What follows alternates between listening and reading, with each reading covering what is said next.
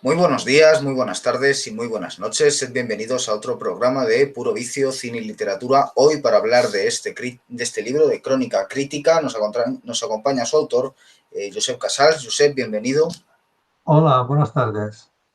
Bueno, por empezar, hablando del libro, tú has tratado uno de los temas fundamentales de tu trabajo, es la sociedad vienesa de la primera mitad del siglo XX, y has tratado a sus autores principales, entre ellos a Karl Kraus, que era un periodista que buena parte de su trabajo consistía en analizar los periódicos que había en Viena en su época, y aparte de crear el propio periódico que él construía en su totalidad, y en el que él se jactaba de que no había una errata, ¿no? Y una vez un rival encontró una errata y todos lo celebraron, que lo cuentas en tu libro.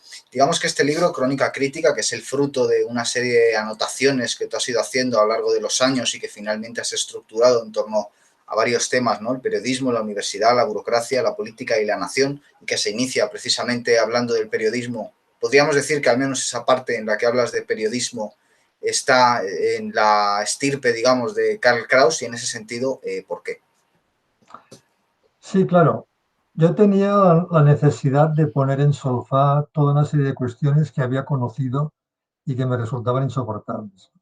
Y entonces, en esa línea de impugnación, de crítica, Karl Kraus es la referencia. Billy Wilder, por ejemplo, explica que él se marchó de Viena porque el diario en el que trabajaba tuvo que cerrar por las críticas de Karl Kraus, ¿no? Aquí no estamos en esa circunstancia, ¿eh? Aquí la reacción más habitual es no darse por aludido o, en todo caso, intentar invisibilizar la crítica, ¿no? Por otra parte, he de decir que Karl Kraus tiene un yo enorme. Y el libro, Crónica Crítica, también es un libro en contra de su majestad el yo. Es decir, cuando yo estaba escribiendo, quizá me sentía más cerca de Robert Musil, de Ingeborg Bachmann, y he aplicado algo que han hecho los dos y también Karl Kraus, que es utilizar citas para dejar claro qué es lo que estoy impugnando, que quede claro lo que critico con sus propias palabras. Y otras veces también utilizo citas para ofrecer una perspectiva alternativa. La cita como arma de crítica era un método utilizado ya por Kraus, luego retomado por Musil, también lo utilizará Walter Benjamin, por ejemplo. Y eso ha sido una de las cosas que no se ha entendido a veces del libro, ¿no? Ha habido alguna crítica que reprochaba al libro que había muchas citas. Pero también es un poco lo que te decía antes de intentar eh, no hablar en primera persona como un yo majestático, sino expresarte también a partir de otros autores que además ofrecen nuevas facetas a tu pensamiento. Bueno, yo creo que estabas haciendo alusión a la crítica que le hizo Cebrián en El País, que a mí me hizo mucha gracia porque decía en un momento dado que para criticar al periodismo no hacía falta citar a Nietzsche. Yo creo que es que no entendió que esto es el conjunto de una obra que pretende un poco hablar de la modernidad, y que precisamente el problema del periodismo empieza ya con autores como Kierkegaard o como el propio Nietzsche, que se dan cuenta de ello desde el principio, y precisamente yo creo que por eso sí que a mí me pareció atinado volver a esos pensadores y a otros como los que ya has citado para hablar de este problema. Precisamente hablando de citas, a mí se me venía a la mente una, que es un verso de Eliot que dice: ¿dónde está el conocimiento que perdimos en la información? Y uno de los temas que tú tratas es el del periodismo y la política del espectáculo. Entonces la pregunta es, ¿el periodismo ha trocado la información en espectáculo? Sí, y ya que hablábamos de Billy Wilder, él lo muestra claramente en El Gran Carnaval, ¿no? Ahí se espectaculariza una situación desgraciada que por ese mismo hecho se convierte en trágica, y además se muestra algún tic característico del periodismo, ¿no? Por ejemplo, en la misma reseña de Cebrián se manifestaba ese tic, que es citar elementos personales del autor que está reseñando. Siempre ha de haber un toque de falsa personalización, un toque humano, dicen a veces, ¿no? Eh, un cierto emocionalismo, lo cual es un síntoma de atonía, ¿no? De la recursividad de ese mundo redundante que es el mundo de la comunicación, ¿no? Que en realidad no toma como referencia el mundo real, sino el mundo precisamente de la comunicación, ¿no? Y está como en una situación recursiva y cerrada sobre sí mismo. Y por eso, porque tiene un carácter de recursividad, de una cierta penuria vital, un cierto aletargamiento, por este motivo necesita excitar, buscar algo sensacional, ¿no? Ornamentar de alguna manera esa recurrencia de elementos que cuando se presenta a veces se dice que son históricos, pero que al día siguiente ya se han olvidado, ya han caído en una absoluta obsolescencia, ¿no? Entonces esto hace que todo acabe siendo lo mismo, equivalente, y frente a ese tedio es necesario un barniz que lo ornamente un poco, ¿no? Algún elemento retórico, como el que te comentaba. De todas formas, yo no es que critique a las personas que están dedicadas al periodismo. Yo no hago un anatema del trabajo periodístico. Yo también he trabajado en periodismo, por eso lo conozco. En realidad lo que presento es una forma de relacionarse con el lenguaje y con las personas, que es el que predomina en ese mundo del espectáculo, del periodismo, que se caracteriza, por ejemplo, por el inmediatismo. Este es uno de los libros más claros entre la política, espectáculo y el periodismo, ¿no? Además hay una cierta simbiosis entre ambas cosas y lo que cuenta únicamente es la actualidad. Por ese motivo, un autor vienés como Schnitzler hablaba de actualismo, refiriéndose al periodismo, ¿no?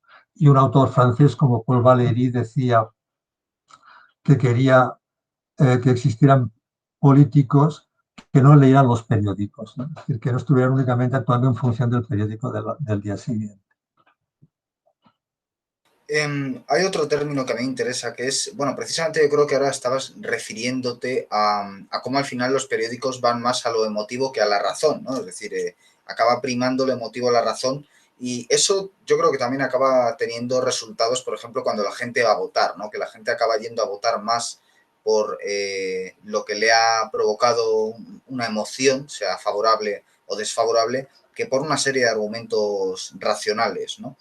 Y bueno, tú precisamente hablas de la desvalorización del lenguaje, que yo creo que es un fenómeno que se puede traducir como una aniquilación del pensamiento, ¿no? Porque yo creo que una vez perdemos el valor de hablar con propiedad, y es precisamente, yo creo, por lo que Krauss ponía ese hincapié en que se respetara la gramática, en que se escribiera bien, en que la expresión fuera limpia, es porque si perdemos el buen uso del lenguaje, también perdemos el buen uso de la razón, ¿no? Claro, inutilizamos los medios para hacer un juicio. Estamos condenándonos a una subordinación a los poderes existentes. Y uno de estos poderes es el poder mediático. Yo por eso prefiero hablar de mediácratas que de periodistas, ¿no? Me estoy refiriendo a los que tienen el poder en ese ámbito, un poder que cada vez está más concentrado. Eh, en realidad, lo que falta es amor por el lenguaje y por el objeto que estás tratando. Eso también lo decía Krauss, ¿no? Hay un elemento de indiferencia. El periodismo muchas veces te hace hablar de aquello que toca hablar ese día, eh, lo convenido, lo consabido, pero no hay el afán de indagar en un objeto que requiera esfuerzo. Es una tendencia a la facilidad, ¿no? Una deriva hacia lo fácil, porque el único criterio es el éxito inmediato. Y por este motivo hay una ausencia de rigor tanto en los contenidos como en la forma de expresión. Mm, Krauss decía que prefería que no hubiera ninguna errata a que el texto tuviese una extraordinaria difusión. Ahora ocurre lo contrario. El único criterio es cuantitativo, es decir, económico, ¿no? La audiencia. Y lo que es el público lo inventan ellos. Es una abstracción que se rige, como decía Robert Musil, por el modelo del más pequeño cerebro. Y en cuanto introduces un poco de complejidad, y la vida es compleja, lo que hacen es decirte, eso no se va a entender, cuando en realidad es un problema únicamente de la persona que ha recibido el artículo porque no conoce el tema. Eso que decíamos del poco amor por el tema tratado, ¿no? Y luego resulta que las personas que leen ese artículo lo entienden perfectamente, ¿no? Es un prejuicio, es una deriva hacia el mínimo esfuerzo. Yo digo en el libro, hay una manera periodística de pensar que consiste en pensar lo menos posible. De todas formas, el emocionalismo al que aludía es un falso emocionalismo. En realidad, cuando se invoca tanto las emociones es porque justamente hay un déficit de eso. Se está expresando una carencia. Y es por esa atonía por lo que es necesario siempre recurrir a algún elemento excitante.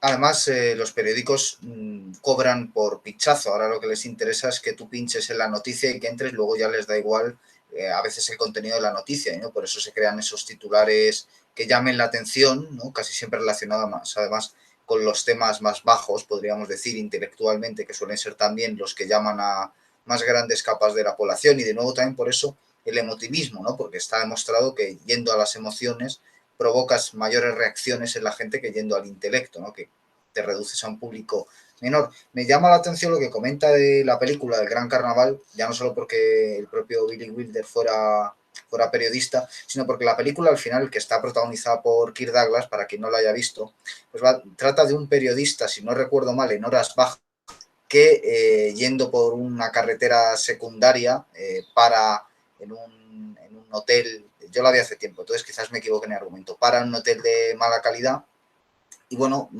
se acaba cruzando con una noticia de un minero que queda atrapado.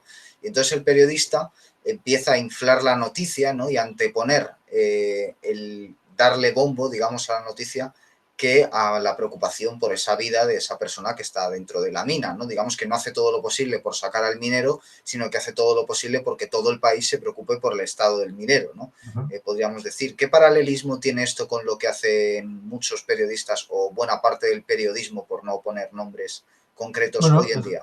es lo que decíamos antes, ¿no? Por ejemplo, el hecho de que Kirk Douglas se preocupa de fotografiar al minero para darle ese elemento personal y es lo que le explica a un ayudante suyo que tiene relación con él como de admiración. Él es como una figura paterna, ¿no?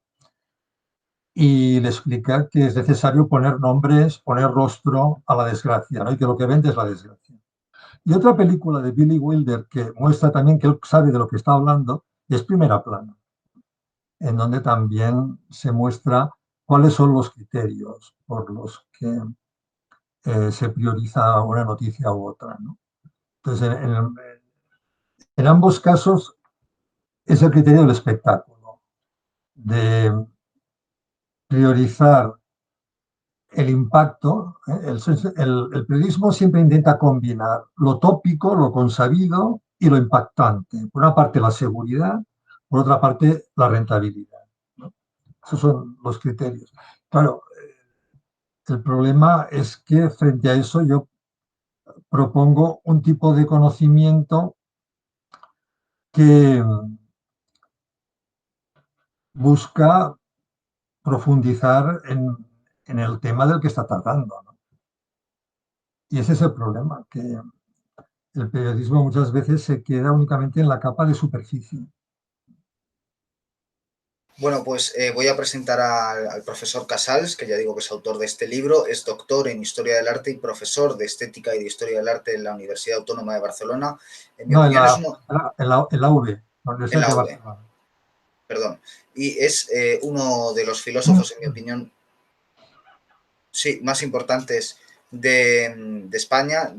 Yo creo que de su obra podemos destacar que está construyendo una obra bien trabada, es decir, que todos los libros, sobre todo en esta trilogía vienesa en proceso, del que ya han salido los dos primeros tomos, si bien es cierto que el segundo, Constelación de Pasaje, yo creo que trasciende la sociedad vienesa y abarca ya la modernidad por completo.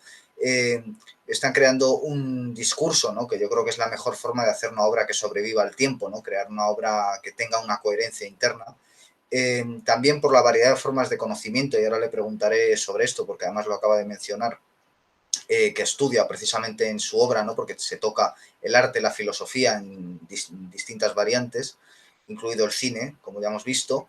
Y también yo hablaría de la ambición de un proyecto que, como ya digo, pretende retratar mediante la filosofía y mediante las ramificaciones artísticas que ésta puede tener, la relación entre arte y filosofía, con mucho énfasis, yo creo que en el arte moderno, en nuevas formas de arte que se van produciendo a finales del siglo XIX y principios del XX. Y bueno, pues lo que quería preguntar era precisamente ahora que mencionaba el tema del conocimiento, usted ha defendido precisamente el conocimiento, ¿no? Episteme, podríamos decir, frente a la información, ¿no? Que sería la doxa, hablando en términos platónicos. Y sobre todo de la idea de un conocimiento diverso y variado, ¿no? Yo quería preguntarle en qué consiste este conocimiento diverso y variado y de qué forma ha querido retratarlo como en su obra, ¿no? Sobre todo yo creo en Constelación de Pasaje, pero también en Afinidades Vienesas, que es una serie de semblanzas de distintos personajes importantes de esa Viena que tocan muy distintas formas artísticas y de pensamiento, ¿no? Sí, la doxa es la opinión fijada, ¿no? Y por eso tiene un carácter autoritario. Te encajona en un carril y no puedes salir de ahí. Y lo que yo defiendo es un conocimiento que amplíe el horizonte, es decir, lo contrario, ¿no? Que estimule a pensar a partir de luces diversas, un conocimiento abierto, interdisciplinar, que se sitúe en espacios fronterizos. Mis libros a veces en unas librerías están en una sección, en otra, y son difíciles de ubicar, ¿no? Y ese es un problema también cuando tienes relación con el mundo mediático, ¿no? Que siempre buscan colocarte en un lugar de la cuadrícula, concretamente, ¿no? Entonces, el conocimiento que yo intento transmitir es un conocimiento heredero de esa tradición crítica que podemos llamar modernidad. En Afinidades Vienesas me centraba en Viena unos 50 años aproximadamente, los que van desde 1880-90 hasta el nazismo.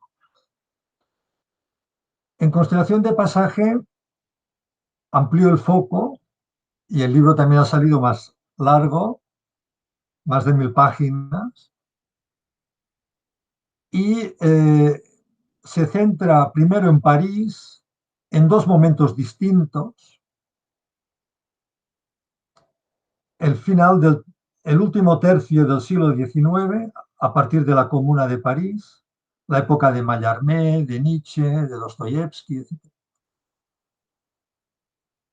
Y luego hay como un salto a la generación de los años 60, que en muchos casos estudia a sus autores y recupera algunos autores del último tercio del XIX, ¿no?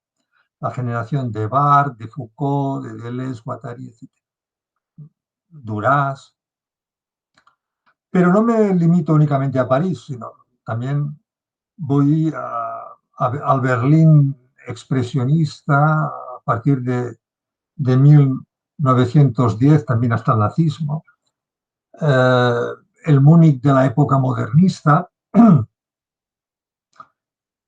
Praga, Budapest, etcétera, ¿no? Es un intento de recuperar una cultura que en parte se está olvidando y que yo creo que aún tiene mucho que enseñar. Y en Afinidades Vienesas, algún comentarista ha visto un método, un plan que podía seguir un modelo musical, lo cual es bastante coherente con que el tema sea Viena, ¿no?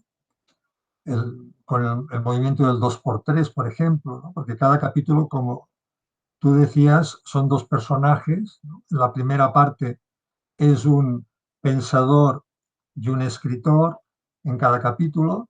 En la segunda parte son artistas de generaciones distintas, ¿no? Y al final hay un finale, por ese término también musical, que es cuando voy a parar a Nietzsche.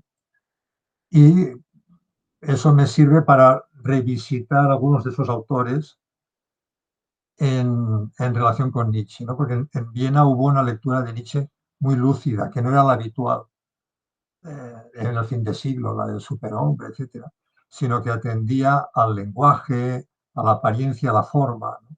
Y que en algunos aspectos anticipa la visión de Nietzsche que habrá en los años 60-70.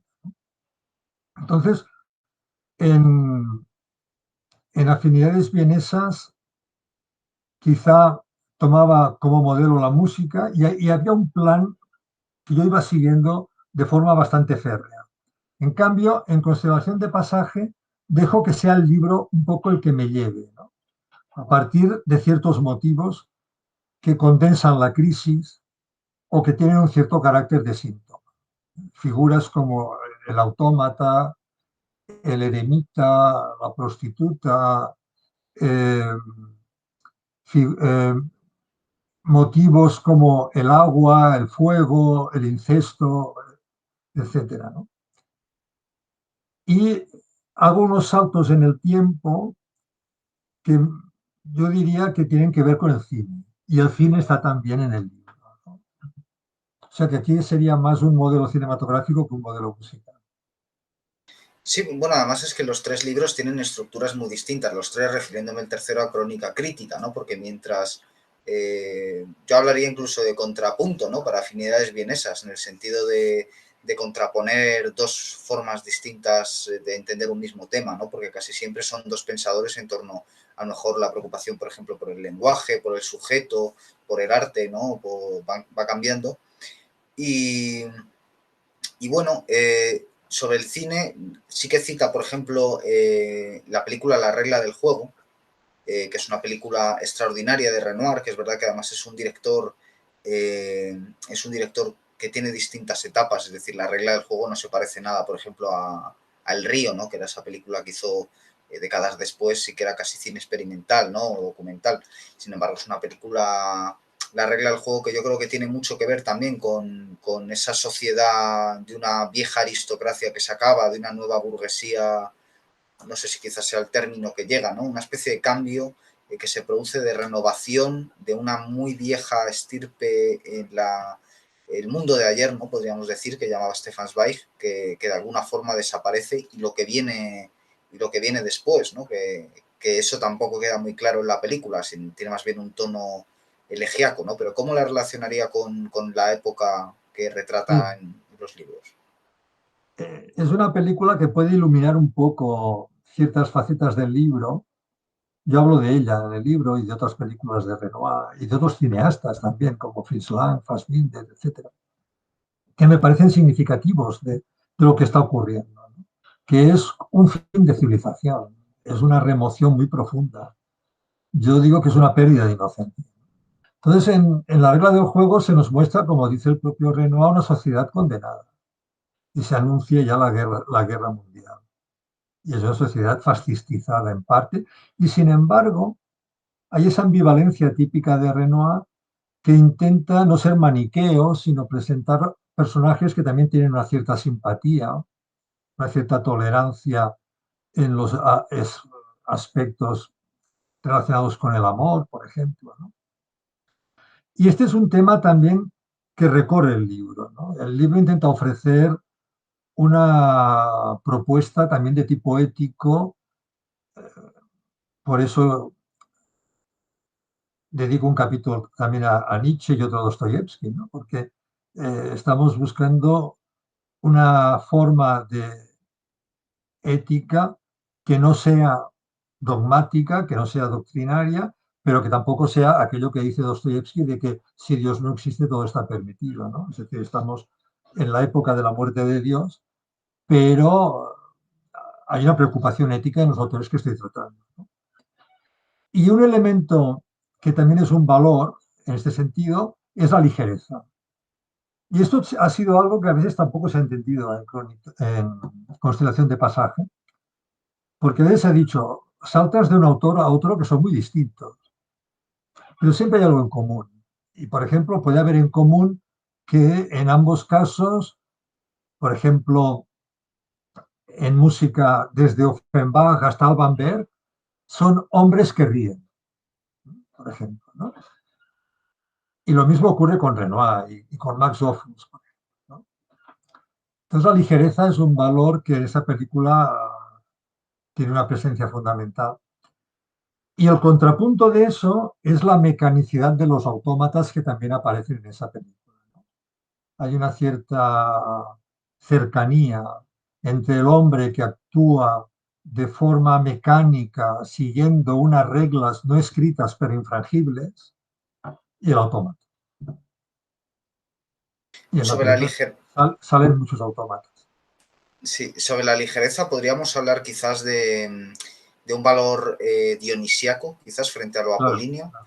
Uh -huh. y que es puramente nietzscheano. Y sobre la ligereza también hubo una frase profética del Manifiesto Comunista de Marx, que es todo lo sólido se desvanece en el aire, ¿no? Y que parece que un poco también es en lo que estamos, porque bueno, volviendo un poco al tema del periodismo con la pandemia, yo creo que se ha visto la desconfianza de la gente con los medios tradicionales, por un lado, también la polarización en la opinión y yo también he notado la ausencia de un debate común, de un marco común. Es decir, en el sentido de que parece que se han disuelto las certezas y lo que han aparecido son distintos discursos que no se intersectan, digamos, que tengo la sensación de que son por completo opuestos. Entonces, si por ejemplo ahora ocurre con las elecciones aquí en Madrid, si tú abres un periódico de izquierdas asistes a una realidad y si abres un periódico de derechas asistes a una realidad y realmente no tiene nada que ver lo que están planteando uno con lo que están planteando otros. Y lo que sí está claro es que se va más, como señalábamos antes, a la emotividad que a la razón, precisamente porque parece que por esa liquidez se ha vuelto muy difícil hablar en términos de razón, ¿no? Cuesta más. Los periodistas parece que no están preparados y tampoco se pregunta a filósofos como podría ser usted para hablar de cuestiones que quizás trasciendan la propia inmediatez a la que puede aludir el periodista, ¿no? En el periodismo siempre hay unos filtros, unas matrices interpretativas previas a la información concreta que mediatizan lo que se ofrece, ¿no? Eso ocurre siempre. Y eso lo dijo, por ejemplo, otra persona que se dedicó al periodismo y que aparece en Afinidades y en Constelación, que es Joseph Roth, ¿no? Que decía que cuanto más grande es la letra, menor es el contenido normalmente, ¿no? Evidentemente, es cierto eso que dices de que hay una polarización y vivimos en una época que se caracteriza por la atomización, ¿no? Por un cierto encapsulamiento, cada uno con los suyos. Sin embargo, yo creo que son posibles los encuentros. Ahora con la pandemia se han hecho más difíciles, se ha favorecido una tendencia que ya viene de lejos al aislamiento, cada uno con sus propios juguetes, sus propias manías, etcétera. Pero yo en los actos que he hecho a propósito de crónica crítica he visto que las personas que están por decir basta abundan, que no estoy solo en esa crítica implacable a casi todas las posiciones políticas en presencia, ¿no?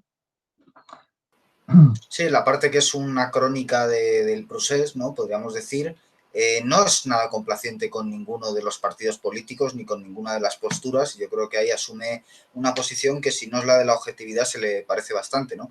A mí un hecho que me llamó mucho la atención y que desconocía era que Puigdemont era periodista. Y claro, que en Madrid Ayuso también es periodista, ¿no? No deja de ser también La reina es sintomático. periodista Es y cierto. antes los políticos procedían nuevamente del mundo del derecho, ahora hay esa simbiosis de la que hablábamos, ¿no? De las tertulias pasan directamente al Parlamento. Y en cuanto a lo de etiquetar, ¿no? Porque bueno, a mí me hizo mucha gracia la repercusión que tuvo Crónica Crítica en prensa, porque yo creo que se veían como dolidos y superados por la crítica. Es como definiría cómo se encontraban los periodistas. Y yo creo que etiquetar, que es algo que precisamente no paran de hacer los periodistas, ¿no? Sin entrar al fondo de la cuestión. Hoy podemos ver cómo se dice desde periódicos de derechas que hay un movimiento comunista, y desde periódicos de izquierdas que hay un movimiento fascista, ¿no? Y más allá de que pueda haberlo o no pueda haberlo, lo que está claro que ambas son dos etiquetas y que parece muy difícil que ambas visiones puedan casar.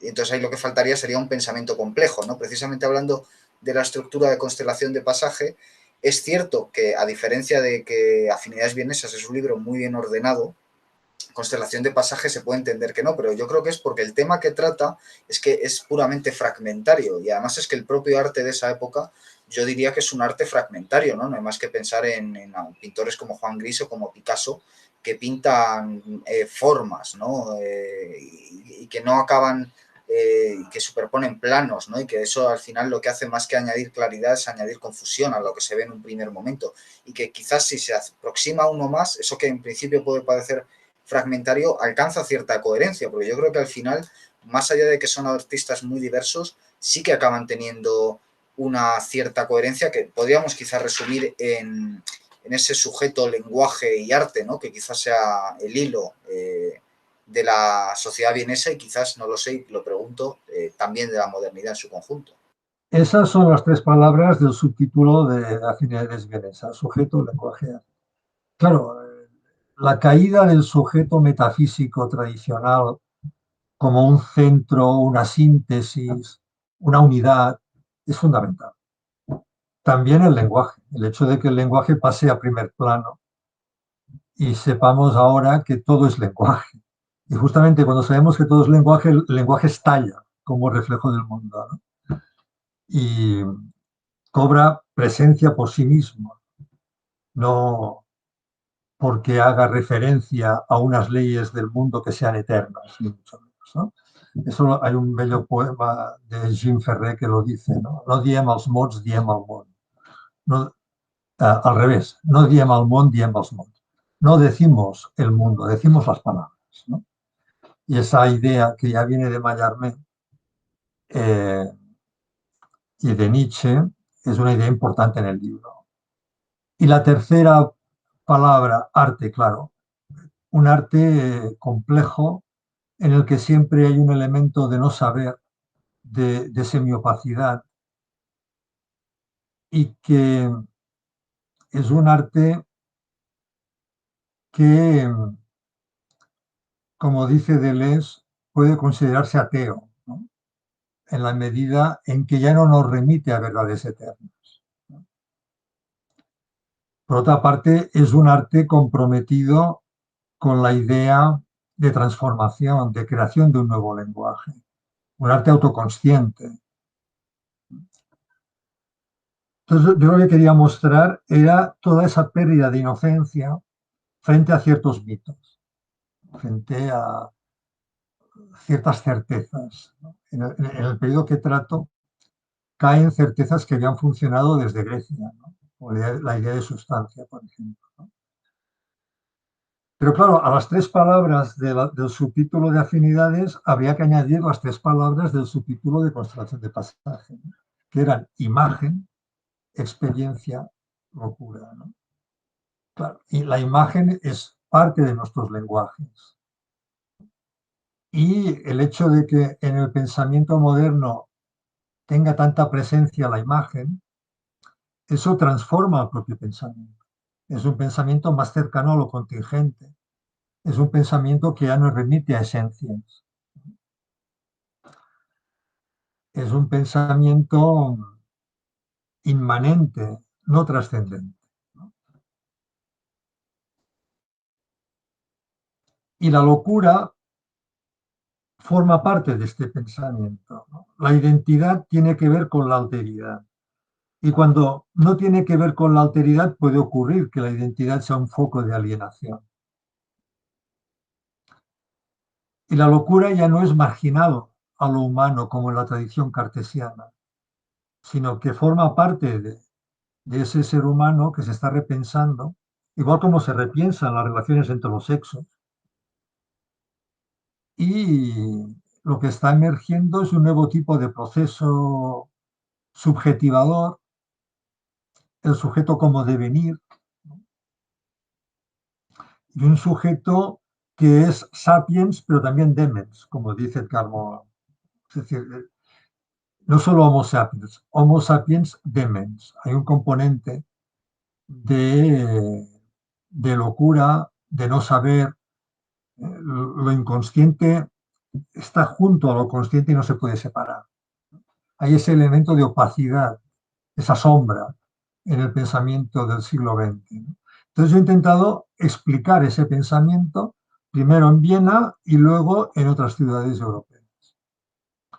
Y si toda esa época comienza con Nietzsche, que ya hemos hablado que aparece cada capítulo de Afinidades Vienesas, aparece en Constelación de Pasaje un capítulo dedicado a él, aparece en Crónica Crítica, sobre todo yo creo que es la primera parte como una referencia constante a la que acudir, precisamente porque yo creo que se podría hablar de que ese cambio en la historia de Occidente empieza con él, ¿no? Él se da cuenta de lo que va a ocurrir y lo anuncia, ¿no? Es la famosa imagen que también muchas veces se ha interpretado mal, ¿no? Parece que el anuncio de la muerte de Dios es algo horrible y deprimente cuando en realidad él lo anuncia con jovialidad, ¿no? Pero sin embargo parece que lo que él anuncia que va a venir después, ¿no? Porque no es un apocalipsis, sino que él anuncia que después va a venir una época, parece que nunca acaba de llegar, ¿no? Y en todos los personajes que aparecen y en todas las épocas, ¿no? Ya ha dicho que en Afinidades Vienesas hay ni más ni menos que 50 años, en las distintas décadas y épocas que van apareciendo,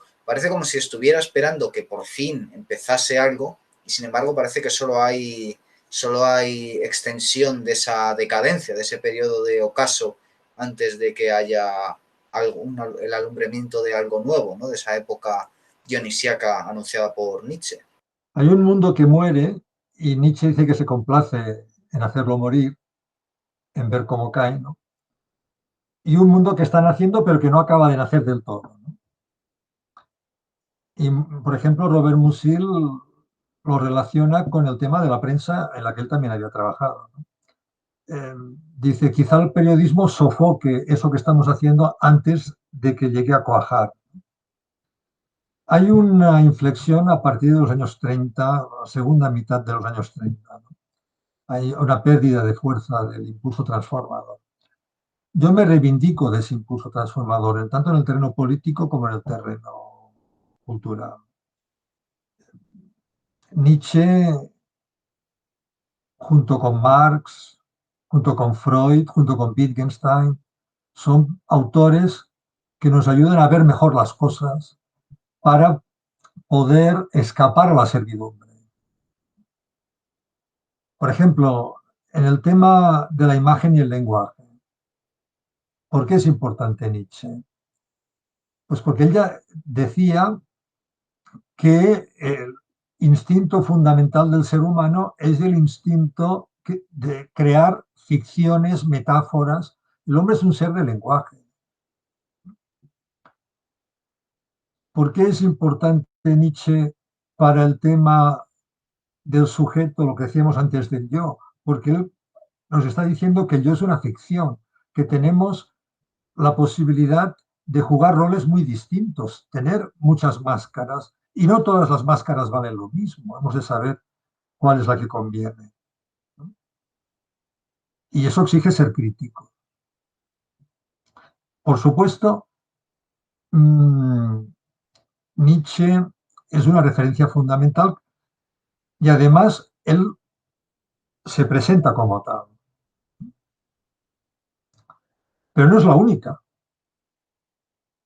En Constelación de Pasaje son 100 años los que aparecen en todo el abanico de autores. Desde los años 60-70 del 19 a los años 70 del 20 aproximadamente, ¿no? Y son muchos los autores que juegan un papel importante. Y se trata de ver qué tienen en común que pueda renovar la cultura para hacernos más libres. Y esa es la tradición a la que yo me remito. La tradición que lucha contra toda forma de opresión. En el terreno político, en el terreno del sexo, en la relación entre las naciones. Pero lo que también se ve es que lo que puede empezar como una demanda de libertad puede convertirse en una fuente de alienación. Y por este motivo, en Crónica Crítica reparto palos casi para todas las opciones presentes, ¿no? Pero eso no significa que todas sean lo mismo, ¿no? Porque hay una posición que yo creo que está muy clara, de rechazo de lo que es la mercantilización de las relaciones humanas propia del capitalismo, que es un empobrecimiento del sentido y de la vida. Precisamente porque somos seres de lenguaje, cuando se destruye el sentido o se empobrece porque todo se reduce a lo equivalente y a lo mercantil, la vida se aletarga, se hace mortecina. Y en cambio, cuando se enriquece el sentido, como lo hacen los autores de los que hablo, la vida se intensifica. Y ese es el criterio, la vida. Pero una vida cualificada, una vida que tome forma. Ese es el pensamiento y el conocimiento que intento difundir. Un conocimiento que potencie una vida que toma forma y que se cualifica, que enriquece las posibilidades del ser humano, que permite que el ser humano se desarrolle íntegramente, no de forma mutilada. Que también es algo que aparece con Freud, ¿no? El que ha citado Freud al final, que venía ya en buena medida preanunciado por algunos novelistas como Arthur Schnitzler, ¿no? De esa sociedad vienesa y que marcó a muchos intelectuales también de esa sociedad, como el propio Stefan Zweig reconoce en sus memorias. Lo que hace es un hallazgo, ¿no? Precisamente Freud sobre el sujeto, sobre el individuo, sobre el yo, ¿no? Descubre que el yo no es algo monolítico, ¿no? Podríamos decir que termina de destruir esa idea de Platón, ¿no? De que hay una esencia previa, ¿no? Y lo que viene a decir es que no, que el yo no es algo monolítico, sino que es una confluencia de distintas capas, y una de las cuales es la subconsciente o la inconsciente, y que quizás esa capa inconsciente sea más poderosa que las demás y sea la que realmente lleva el timón, y es un timón ingobernable, ¿no? Y esa verdad yo creo que todavía a día de hoy no ha llegado a comprenderse bien, ¿no? Es Sí, una...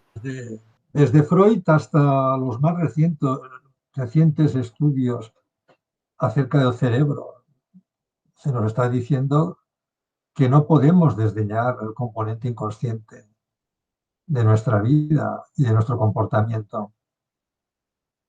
Y ese elemento inconsciente aparece en toda la literatura, la gran literatura del siglo XX, por no hablar del surrealismo, del expresionismo, etcétera, en el plano artístico. Bueno, otro, frente a, digamos, esa idea de crítica, ¿no? Que es una idea que subyace bajo toda esa filosofía, no hay más que pensar en Walter Benjamin, en la llamada Escuela de Frankfurt, ¿no? Que, digamos, están todos especializados en la crítica. Nietzsche, que al final es, junto con Marx y Freud, el maestro de la escuela, de la llamada Escuela de la Sospecha, ¿no? Que al final lo que subyace es la crítica.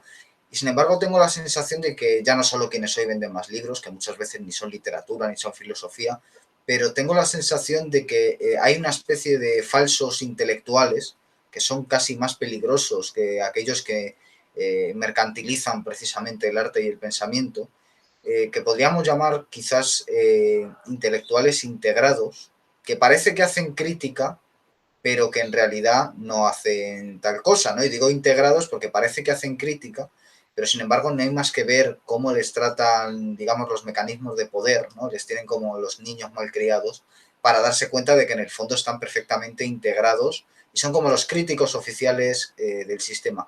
¿Cómo podemos diferenciar una crítica que verdaderamente indaga y que verdaderamente pues es herencia de todos estos autores que ha citado, frente a una crítica que sencillamente es una especie de narcótico, que parece que ya con eso está todo hecho y que sin embargo lo que hace es aletargar más o ayudar a que uno se quede tranquilo porque ya alguien está haciendo la crítica por él? Robert Musil hablaba de los intelectuales que gustan a los periodistas y los que no. Entonces, hay un tipo de intelectual amigo de las grandes palabras, de lanzar eslogans, consignas, titulares, ¿no? Fuegos de artificio. Y eso es algo que se agradece, ¿eh? Porque es el modelo de lenguaje del que hablábamos antes cuando nos referíamos al periodismo. Mientras que, en cambio, los intelectuales que no solamente critican aspectos concretos de la vida cotidiana y política, sino también la forma en que se abordan esos aspectos por los medios de comunicación, muchas veces quedan marginados, ¿no? Yo he asumido esa condición al marginen, ¿no? Y por ese motivo yo creo que en Crónica Crítica eh, critico cosas que aquí no se suelen criticar, ¿no? Por ejemplo, no se suelen criticar diarios que tienen el poder de destruir un libro, que de ellos depende que el libro se conozca o no. Y en cambio yo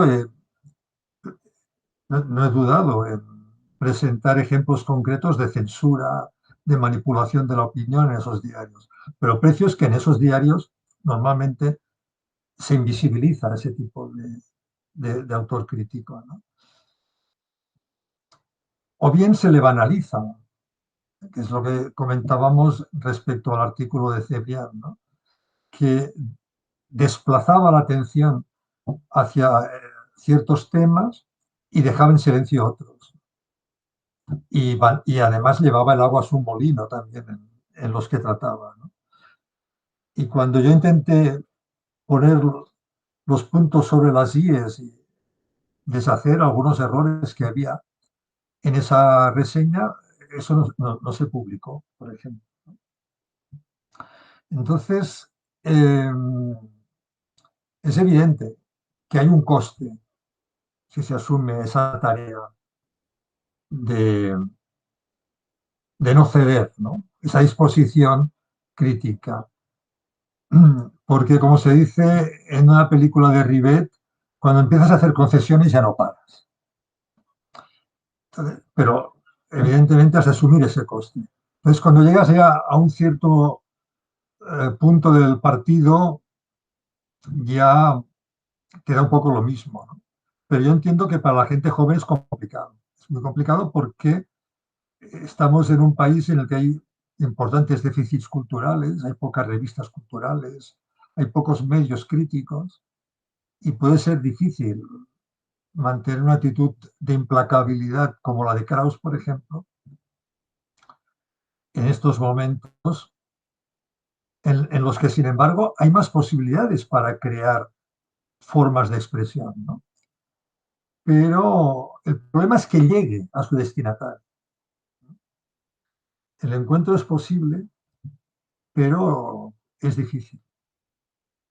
Bueno, y en ese sentido tengo que decir que este libro sí que he encontrado una especie de oasis. Es un libro que, como casi todo la filosofía moderna, no da consuelo, es decir, no hay un final feliz, ni una solución, ni, digamos, una receta mágica que resuelva todos los problemas, pero sí que da algo que yo creo que los que nos interesan los asuntos culturales es lo que tenemos que aspirar, que es a entender con lucidez lo que está ocurriendo, ¿no? Que digamos es lo que yo también encontraría que hacen muchos de los intelectuales reseñados, ¿no? Que es, digamos, levantar acta de lo que está ocurriendo en su tiempo, ¿no? Y recogerlo con lucidez y dejarlo también escrito ya no solo para los contemporáneos, sino muchas veces también para algo a lo que jamás aspira el periodismo, ¿no? Que al día siguiente de aparecer publicado sirve para envolver pescado, ¿no? Que es la posteridad, que a eso sí aspira el pensamiento crítico y la literatura, ¿no?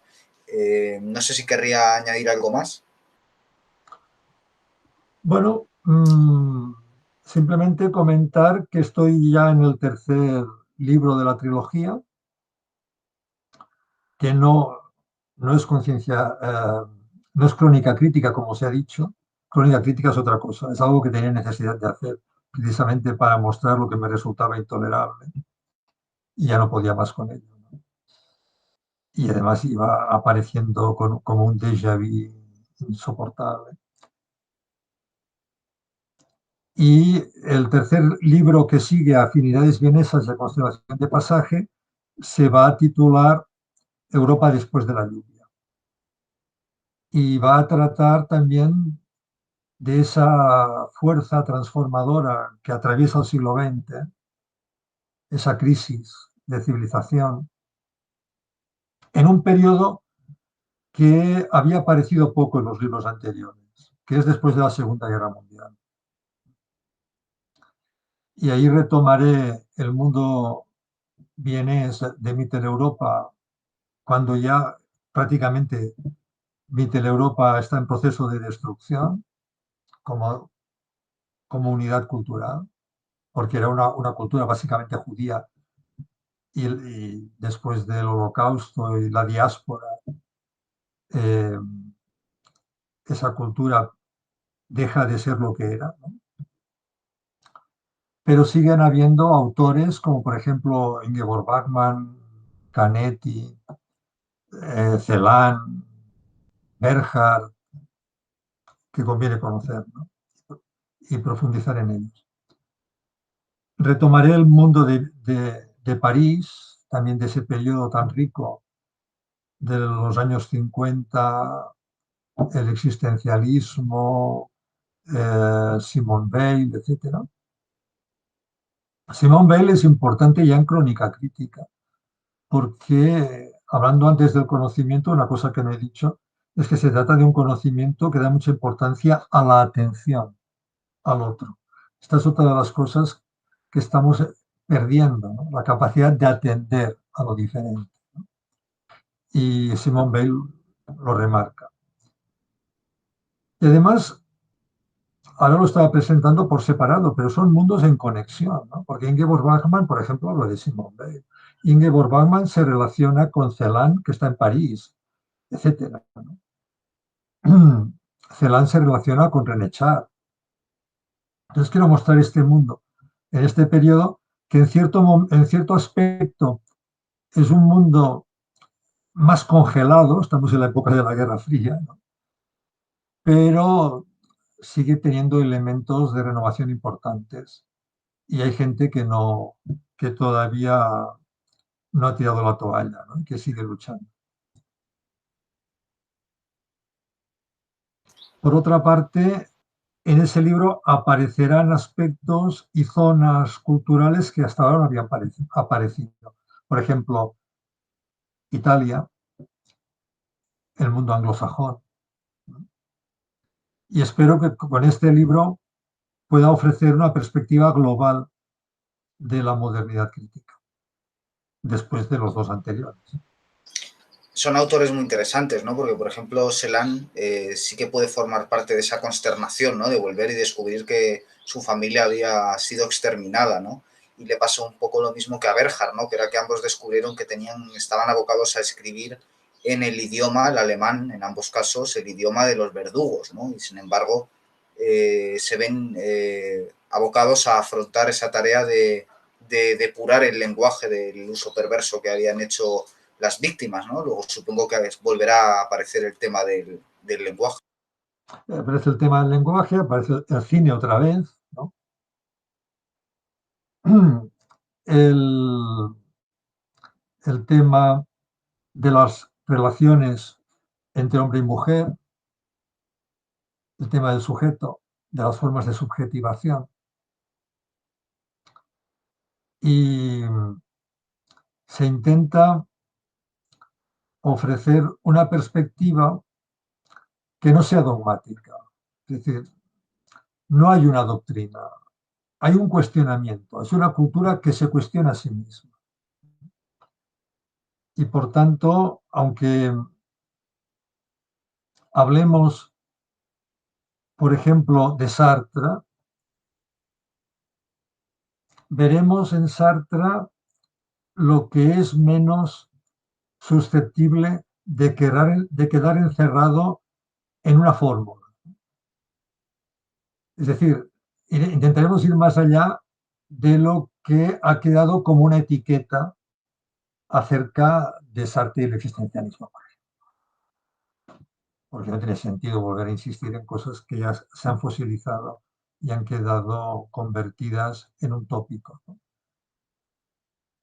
En este sentido, yo creo que el elemento de conexión entre los cuatro libros es justamente el afán de huir de lo formulario y también de lo evanescente.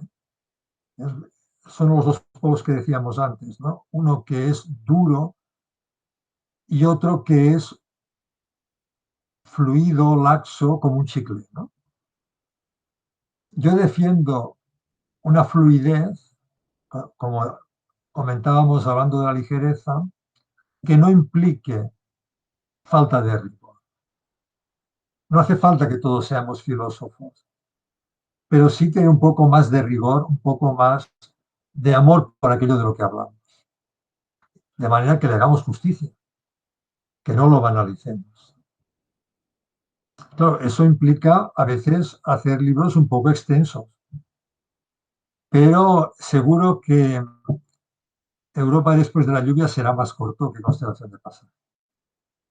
Libro de más de 1000 páginas que salió en 2015. Yo quisiera terminar citando una cosa que he leído esta mañana y que mi mente ha relacionado inmediatamente con Crónica Crítica, que es leyendo las confesiones de Aleister Crowley. Me he encontrado con un pasaje en el que habla de periodismo y ya para terminar, yo lo voy a leer y si después quiere hacer algún comentario, adelante y si no, pues no. Dice así Aleister Crowley, dice, ya había aprendido que incluso una mente de primera está destinada a perecer si sufre la infección del periodismo. No es únicamente que se ultraje a la mente infligiéndole un inglés chapucero e impreciso, un pensamiento superficial, tópico, vulgar, apresurado y prejuicioso, y una disipación deliberada.